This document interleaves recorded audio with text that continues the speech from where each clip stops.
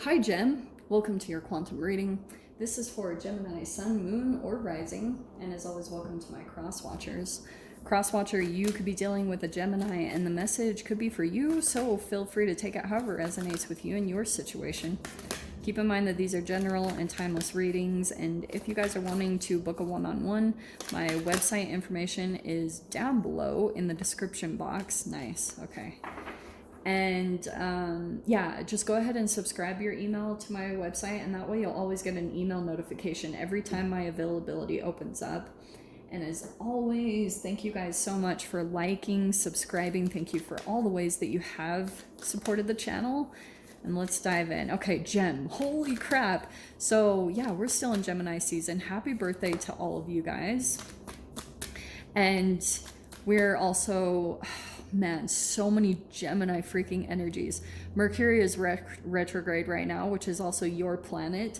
And also, yeah, we have a new moon in Gemini. So, holy crap. We also have the solar eclipse with this new moon in Gemini. And I was going to tell you guys what's going on, how it's going to be affecting you personally. So, solar eclipses, you know what happens. Sun gets covered up. It's almost like that entanglement also happens with your own internal body. So for a time, like you're on your path or you're doing something that seems really light, and then the solar eclipse, from what I've seen, it's like a shakeup. It shifts the trajectory of what you're doing. Here you are, you have these plans, and then all of a sudden something shifts and changes. Maybe a person comes into your life, or maybe you go in a completely different direction that you weren't expecting. Those are the shakeups of the eclipses. They are really interesting to deal with. Now for you, Gem, it's going to be specifically influencing your first house, which is Aries. It's you. It's how you perceive yourself. It's the self, or what you think yourself is. You know, there's a whole lot of ideas I have around that. But so the way that I kind of interpret this, wow, this could not be more perfect. It's going to be realizations about yourself, huge ones, okay? Like maybe ways that you've been limiting yourself or somehow connected to your self-worth. Because look at these cards that are coming out. Okay, let's dive in here. You have step out of your comfort zone and you are good enough. So you've got, this is a part of your North Node. I would highly recommend looking it up. You also have the full moon in Virgo. You could be dealing with a Virgo, but more than anything, this is tied to your self-worth. Something going on in your life is maybe you're wanting to step out of your comfort zone, or that's what the solar eclipse is going to be bringing. And so for a time, like, you can dive into your shadow energy. That's your blockage that's getting in the way of you wanting to do something bigger and more grand than what you're currently at, to go into something bigger. And so sometimes, like, any shadow energy that you have can, like I said, it can pop up in a human. And that's what you're going to be taking a look at, is your self-worth issues that are maybe getting in the way. And look at these cards popping out. Denial. I acknowledge my fear, but I replace it with the insight of awareness. Yeah. And then freedom. I possess the power and the free will to create my own happiness. I feel like it's some little part of yourself, and maybe it's somehow connected to your past, that you could be in denial of a part of your freedom. God, I did not word that correctly.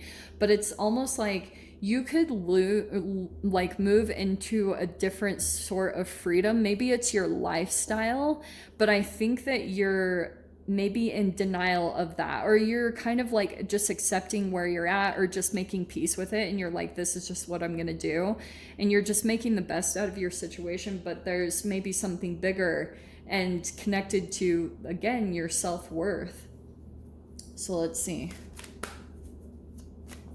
Yeah, it is going to require that you step out of your comfort zone, because that's exactly where your activation is going to happen, because you have all this potential that's stored in your DNA, and sometimes it requires you to like move into certain situations, but along the way, you like gather all these tools and all these things to help you become more self-disciplined. It's like this interesting juggling act that you go through where like the more self-discipline that you have on your own body, the more creative or the more freedom that it produces in your outward reality. And that could be something that you maybe like, there's been certain things that have been popping up in your reality, which I would pay attention to, like that are connected to the next part, like certain things that you'll need to maybe release, but you might be a bit in denial of them. Here's what I'm going to tell you about this, okay? I have so much to say to you, Gemini. Seriously. Oh my God. So, like, for instance, for a long time, like, I would see people doing certain things in the past, and they would be like, oh, you should try this, you should do this. And I was like, no, I was completely in denial.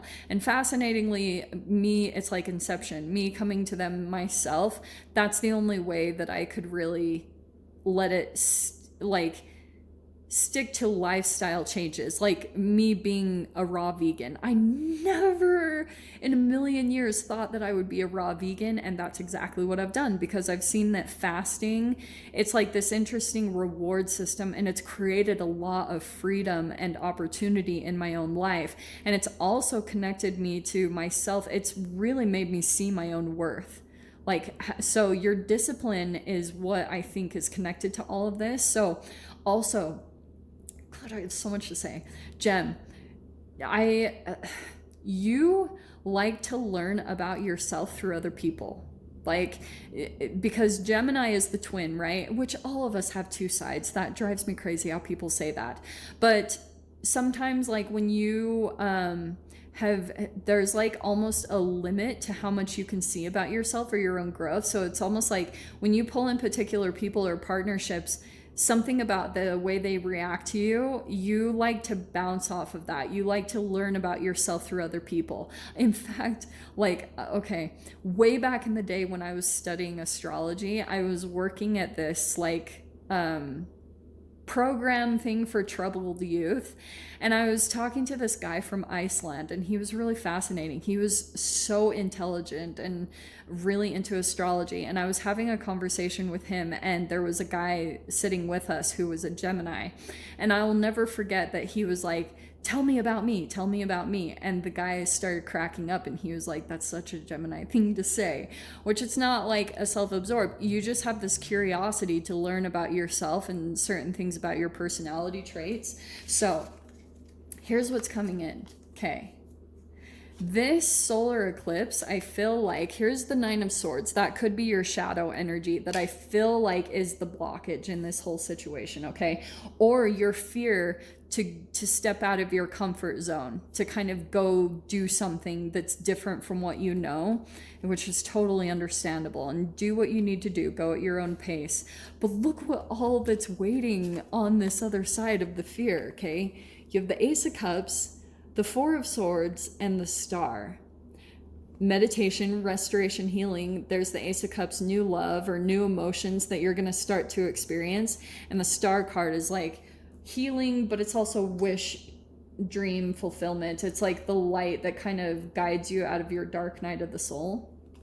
Okay, let me grab a couple more cards, maybe 3 more.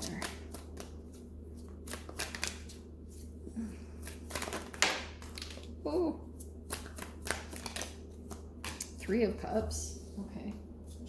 Is that just one? Yeah, one. There's the 9 of Wands. Okay, yeah. Something feels a little challenging, or here's actually, do you know what's interesting? This 9 of Wands feels like something that's calling towards you, and it's going to become more and more of a burden the more that you don't go towards it. That's what I'm hearing with that, because there's this 3 of Cups. There could be something here about social environment. Let me grab one more card on this. That flipped. Queen of Swords. There you are. All right. All right. What do I want to say about this? Gem. Okay. There's something about your environment. This could be friends or family, whatever is here. There's like a possibility for a reunion here. And Nine of Wands, it feels as though this could be a burnout, or you're feeling like giving up on something. It might even be that you're giving up on some type of dream that you had. Something's going to come in, and I feel like it's tied to these people that's going to give you this realization. There's the Queen of Swords, kind of like seeing something. And Queen of Swords has boundaries, not only with other people, but more importantly with herself. So whatever happens in these connections with this other people, remember what I said, that you're going to be learning about yourself through other people and what's going on there. That's the entanglement. Like sometimes you can see your own frequency based off of what's going on in the environment around you. And this Three of Cups, it almost feels like when you give up, when you go to give up on a certain situation or a group or whatever is going on, all of a sudden their energy is going to change and they might strive, or something about them will shift or change, and then you might get this really interesting realization or this renewal that kind of makes you continue on with what you're doing. You just needed like maybe a different way of seeing things, or this interaction I see that happens. I feel like it might give you the encouragement or something to step out of your comfort zone. It might be like kind of a celebration, or someone gives you a compliment, just something here that comes in like right when you're on the verge of giving up on something. Here comes this energy that's gonna maybe restore you or give you the kind of motivation to step out of your comfort zone or to really get into something. There's just something significant that happens here. So I'll dive into the extended. We'll see if there's any other messages that want to come out. So Gem, if you want to join me over there, feel free. Go down below, click on the Vimeo link, and I'll see you over there. But Gemini, if this is where we leave things, I'm sending you guys so much love, wishing you all the very best, and I'll see you in your next reading. Take care.